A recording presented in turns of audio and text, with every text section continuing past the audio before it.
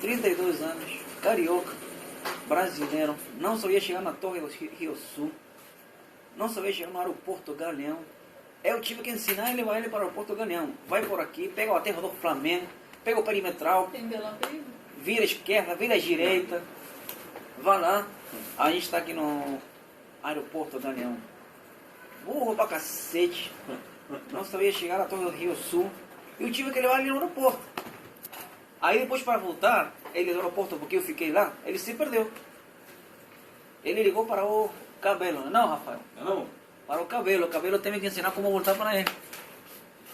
E na Torre do Rio Sul, o que aconteceu? Aí ele me deixou no lugar errado. Aí depois o Carlos me ligou. Pablo, é babaca. Porra, Pablo, tá onde? É, mas você é o motorista? Eu tô aqui, você me deixou no lugar errado, eu tô aqui. Eu chorando. Eu tô aqui, você me deixou no lugar errado. Ele, porra, Pablo, caralho, é o Carlos, Pablo.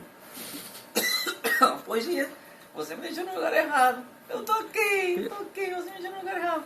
Porra, Pablo, motorista é um caralho, é o Carlos, Pablo. Por isso você me deixou no lugar errado.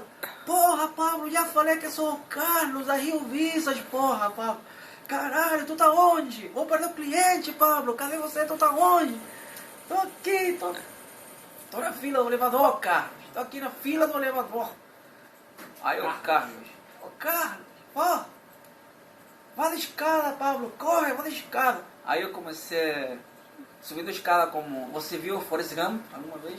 Uhum. Aquele que corria aí. Chegando no quinto ou sexto andar. Aí o Cláudio, ô Carlos, ó, 23 andares, Carlos. Ou 31. 31. Assusta. É, 30. Vixe. 31. 31. Como fazer essa criança aí de escala, Carlos? 31 andares, Carlos. Porra, Pablo, desce, Pablo, desce. Aí tive que descer. E vim andando, descendo.